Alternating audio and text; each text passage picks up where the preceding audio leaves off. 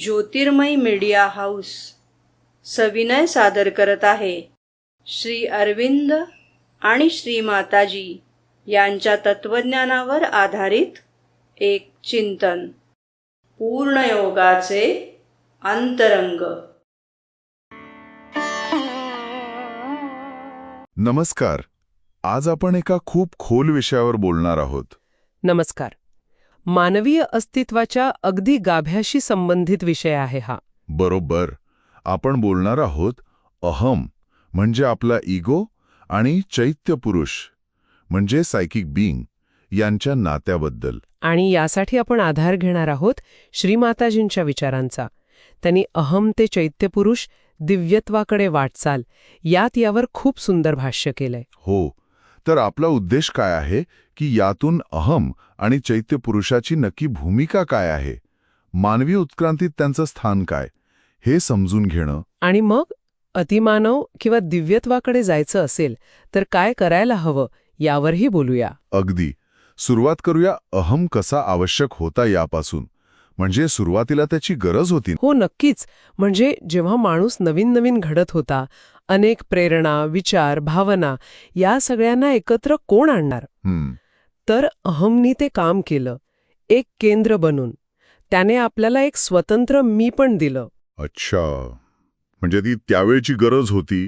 पण आता परिस्थिती बदलली आहे असं वाटतंय. अगदी तसंच. श्रीमाताजींच्या म्हणण्यानुसार आता मानव एका मोठ्या बदलाच्या टप्प्यावर आहे. बदल म्हणजे अतिमानवाच्या उदयाची शक्यता. आता हा अतिमानव म्हणजे सध्याच्या आपल्या मर्यादांच्या पलीकडे गेलेला माणूस. ओके. आणि ह्या प्रवासात जो आतापर्यंत हिरो होता त्याला आता बाजूला व्हावं लागेल किंवा बदलावं लागेल. जागा मोकळी करावी लागेल. हो, जागा करावी लागेल चैत्यपुरुषासाठी. तर मग हा चैत्यपुरुष नक्की काय आहे यावर थोडं बोलूया का? कारण ही संकल्पना कदाचित नवीन असेल अनेकांसाठी. नक्कीच. चैत्यपुरुष म्हणजे आपल्या आतला खरा सखोल गाभा, आपला ईश्वरीय अंश, जो अगदी शांत स्थिर असतो. आणि श्रीमाताजी सांगतात की जे काही दिव्यत्व माणसामध्ये प्रकट होणार आहे ना, ते ह्या चैत्यपुरुषाच्या प्रभावाने होणार आहे. तोच आपला खरा मार्गदर्शक आहे. म्हणजे हा फक्त विचार नाही, तर तो प्रत्यक्ष अमर आहे. आणि त्याच्यामुळेच पृथ्वीवर अमरत्व येऊ शकतं. हे खूपच वेगळं आहे. हेच तर महत्वाचं आहे. चैत्यपुरुष हा जन्ममृत्यूच्या पलीकडचा आहे, अमर. अच्छा. आणि पृथ्वीवर अमरत्व यायचं असेल तर ते फक्त शरीराने किंवा मनाने नाही, तर या चैत्यपुरुषाच्या जागृतीतूनच शक्य आहे, त्याच्या पूर्ण प्रभावातून. म्हणजे हा दैवी हस्तक्षेप आहे असं म्हणायला हरकत नाही. पण हे सगळं आपोआप होईल का, की आपल्याला काही करायचंय? ही प्रक्रिया संथ आहे, पण निश्चित घडतीये. ईश्वरी शक्ती काम करतीये. पण आपली म्हणजे प्रत्येक व्यक्तीची भूमिका खूप महत्वाची आहे. श्री माताजी यावर खूप जोर देतात. काय भूमिका आहे आपली? त्याला आपल्या जीवनात मुख्य स्थान द्यायचंय, अहमऐवजी. हे सोपं नाही वाटत.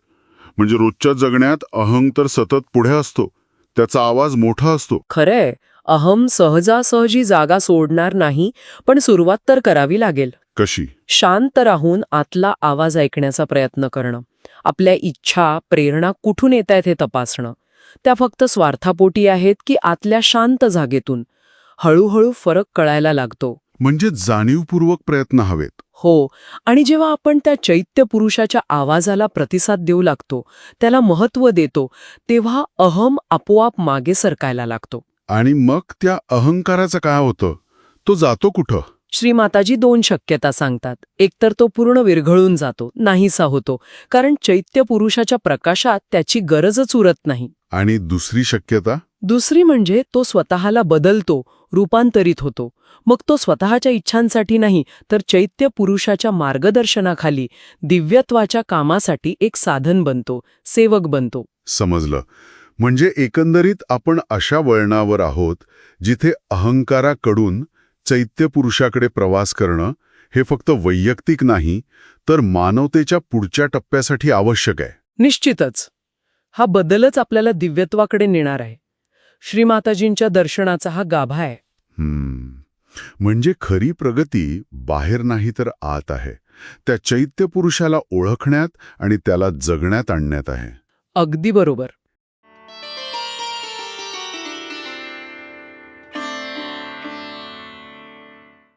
धन्यवाद. उद्या पुन्हा भेटूया आपल्या ऑरो मराठी चॅनलवर.